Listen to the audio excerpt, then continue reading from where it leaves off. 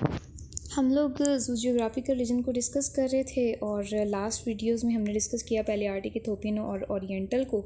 आज की वीडियो में हम डिस्कस करेंगे ऑस्ट्रेलियन रीजन को, नियार्टिक और नियोट्रॉपिकल को। Australian region is associated on the world map with Australia, जो कि बाकी सारे रीजन से बिल्कुल मुख्तलिफ है। और इसी तरह से North America is associated with Nearctic, जो कि वर्ल्ड मैप पे ऊपर की तरफ पाया जाता है। जैसे कि हमने वीडियोज़ में डिस्कस किया कि वर्ल्ड मैप में डायरेक्शन देखनी हो तो ऊपर की तरफ हमेशा नॉर्थ होता है और आपकी नीचे की तरफ हमेशा जो है वो डाउनवर्ड डायरेक्शन में साउथ पाया जाता है। तो ये देखें, South America is associated with the Neotropical region और Nearctic associated with North America. उसके बाद ऑस्ट्रेलियन रीजन को हम डिटेल में डिस्कस करते हैं। अगर ऑस्ट्रेलियन को डिटेल में डिस्कस करें तो सबसे पहले हम इसके एक्सटेंट की बात करेंगे कि इसमें कौन कौन से रीजन्स ऑस्ट्रेलिया में आते हैं। तो ऑस्ट्रेलिया में हमारे पास न्यू गिनिया का कुछ पार्ट आ जाता है, इसी तरह से हमारे पास इसमें तस्मानिया का कुछ पार्ट आता है और इसके अलावा यहाँ पर हमारे पास कुछ इंडोनेशियन आर्चीपेलागो हैं, वो भी इसके अंदर आ जाते हैं। Archipelago is a term use for cluster of islands, तो वो भी ऑस्ट्रेलियन रीजन का पार्ट है। ये सारा हमारे पास मिलके ऑस्ट्रेलियन जियोग्राफिकल रीजन बनाता है। ऑल द न्यूजीलैंड और जो हमारे पास पैसिफिक आइलैंड है, वो साबिर अली की किताब पे लिखा हुआ है कि जो हम जियोग्राफी के लिए फॉलो कर रहे हैं कि ये जो न्यूजीलैंड और पैसिफिक आइलैंड्स हैं ये पार्ट नहीं है, ऑस्ट्रेलियन रीजन का ऑफिशियल पार्ट नहीं है। जो न्यूजीलैंड है इसको जाना जाता है कि ये कोई एंशियंट रीजन है, एंशियंट आइलैंड है आपके पास, और इसी तरह से जो पैसिफिक आइलैंड है उसको ओशियानिक आइलैंड्स कहा जाता है। It is not part of Australian region. और ऑस्ट्रेलियन रीजन के बारे में बहुत इंपॉर्टेंट MCQs है, और वो ये है कि ऑस्ट्रेलियन रीजन जितने भी जियोग्राफिकल रीजन हमने पढ़े हैं 6 के 6, उनमें से ये वाहिद वो रीजन है जिसका किसी भी दूसरे रीजन के साथ लैंड कनेक्शन नहीं है। हर तरफ से इसको समुंदर ने घेरा हुआ है, किसी भी दूसरे रीजन के साथ इसका लैंड कनेक्शन नहीं है। ये तो इसका एक्सटेंट था। उसके बाद हम डिस्कस करते हैं इसके फ़िज़िकल फ़ीचर्स को। तो जब हम फ़िज़िकल फ़ीचर्स को डिस्कस करते हैं हम बताते हैं कि वहाँ पे इन्वायरमेंट कैसा है, वहाँ पे मौसम कैसा है। तो यहाँ पर जो न्यू गिनिया और ऑस्ट्रेलिया का ऊपर वाला हिस्सा मीन्स उसका नॉर्थ पार्ट है, यहाँ पर ट्रॉपिकल टेम्परेचर होता है, ये ट्रॉपिकल एरियाज़ हैं। और जो ऑस्ट्रेलिया का साउथ पार्ट है और तस्मानिया, यहाँ पर टेम्परेट होता है।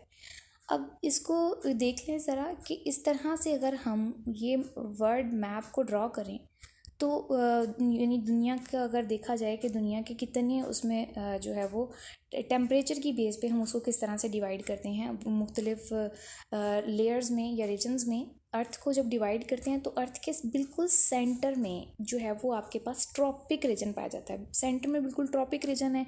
सेंटर से ऊपर इस तरफ और इस तरफ नीचे, बिल्कुल सेंटर से ऊपर की तरफ और बिल्कुल उससे नीचे की तरफ आपके पास पाया जाता है टेम्परेट रीजन।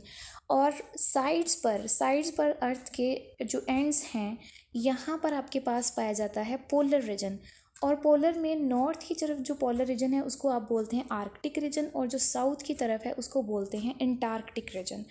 तो अब ये जो पोल्स हैं अर्थ के, ये आइस फील्ड होते हैं, यहाँ पर बहुत लो टेम्परेचर होता है। और जो ज़मीन का ट्रॉपिकल है, सेंटर है, यहाँ पर भी टेम्परेचर बहुत हाई होता है।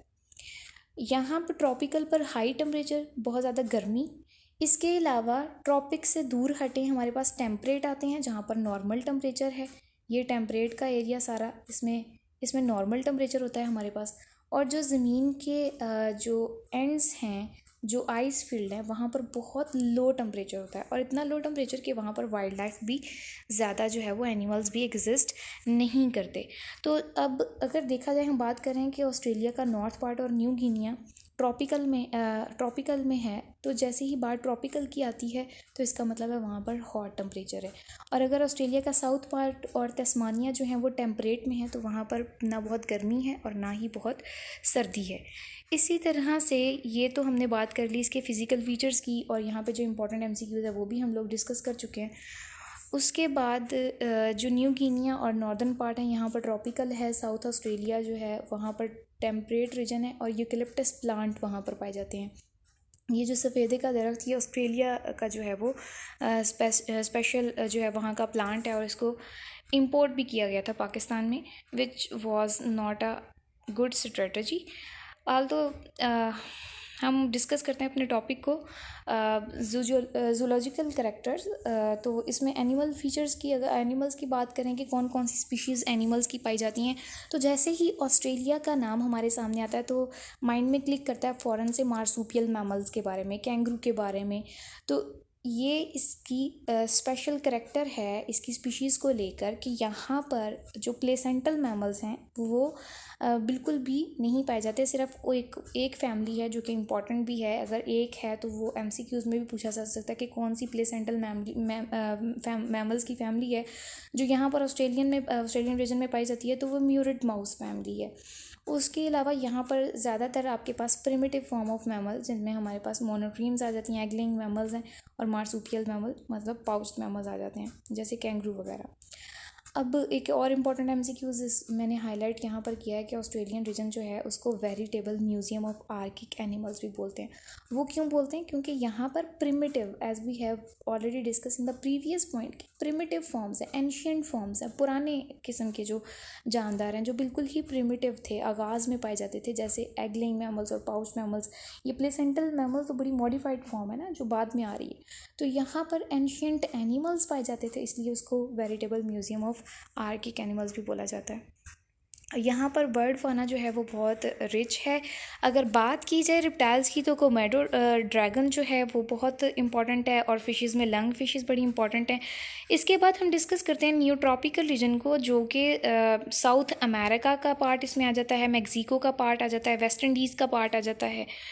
It is joined by the Nearctic. अब ये देखिएगा नियोट्रॉपिकल को, नियोट्रॉपिकल का जो लैंड कनेक्शन है वो तो किसी के साथ भी नहीं है, लेकिन यहाँ पर सेंट्रल एस्थमस जो है वो नियोट्रॉपिकल को नियार्टिक के साथ जोड़ता है। अब सेंट्रल एस्थमस क्या है? ये एक लैंड पार्ट है, एक समंदर के अंदर खुश्की का एक छोटा सा हिस्सा है, उसको वो एस्थमस बोलते हैं, जो खुश्की का एक छोटा सा हिस्सा जो समंदर के दरमियान दो रीजन्स को आपस में मिला देता है। अब ये देखिए यहाँ पर है तो सारा सी, लेकिन उस सी में से एक लैंड पार्ट निकल के नियोट्रॉपिकल को नियार्टिक के साथ एसोसिएट कर देता है। बाकी जो नियोट्रॉपिकल रीजन है वो नियार्टिक के साथ सेंट्रल एस्थमस से अटैच है, बाकी हर तरफ से इसको सराउंड किया होता है किसने? ओशन ने या फिर सी ने।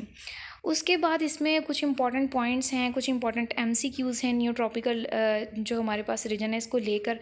सबसे इंपॉर्टेंट MCQs तो जितने भी हमारे पास 6 के 6 जियोग्राफिकल रीजन है उसमें सबसे ज़्यादा डाइवर्स फाना इसमें पाया जाता है। उसके अलावा 155 फैमिलीज़ हैं, जिसमें से 39 जो हैं वो एंडेमिक हैं। और पॉइंट टू बी नोटेड कि ये सबसे ज़्यादा जो हैं वो फैमिलीज़ अगर टेरेस्ट्रियल वर्टिब्रेट्स की कहीं पे पाई जाती हैं तो obviously it is more diverse फाना।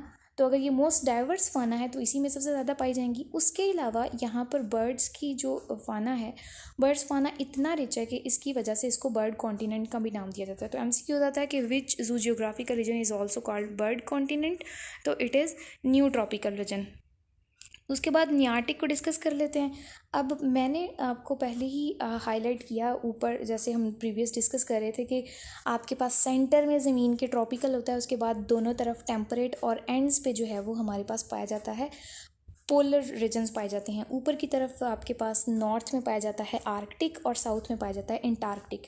अब ये जो है वो वर्ल्ड मैप में ये आ जाता है, ये वाला पार्ट जो है इसका, ये वाला पार्ट ये आ जाता है नॉर्थ में, नॉर्थ पोलर रीजन में।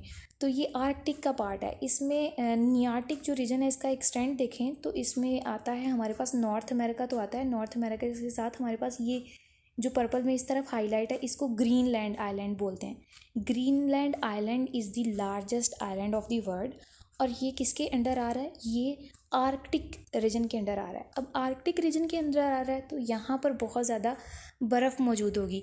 उस बर्फ़ की वजह से यहाँ पर टेम्परेचर जो है वो बहुत लो टेम्परेचर होता है।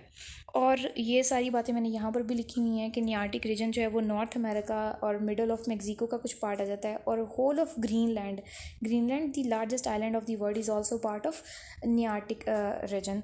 उसके बाद हम बात करते हैं इसके फ़िज़िकल फ़ीचर्स की। तो यहाँ पर it represent a great variety of physical features. Greenland is entirely Arctic as we have already discuss कि ये बर्फ़ के नीचे जो है वो पाया जाता है ग्रीनलैंड, क्योंकि आर्कटिक में है तो वो पोलर रीजन्स हैं, पोलर में वहाँ पे आइस होती है और उसकी वजह से फिर जब ऑब्वियसली कहीं पे बर्फ़ होगी, as I have already discuss कि जहाँ पर लो टेम्परेचर होगा, बर्फ़ होगी तो वहाँ पर फाना जो है वो बहुत कम होगा। तो सबसे ज़्यादा लेस डाइवर्सिटी किस में है फाना की, वो है आपके पास आर्कटिक में। और सबसे ज़्यादा रिच फाना कहाँ पर पाया जाता है, वो आपके पास पाया जाता है न्यू ट्रॉपिकल रीजन में। अब ये रीजन से रिलेटेड जो हैं वो 2 MCQs हैं। 2 zoogeographical regions separated by Sahara Desert और 2 zoogeographical regions separated by high mountain ranges। आपने इसके आंसर को MCQs में हाईलाइट ज़रूर करना है, क्योंकि हमने वीडियोस में ये डिस्कस किया कि कौन सा किससे किस तरह से सेपरेट हो रहा है।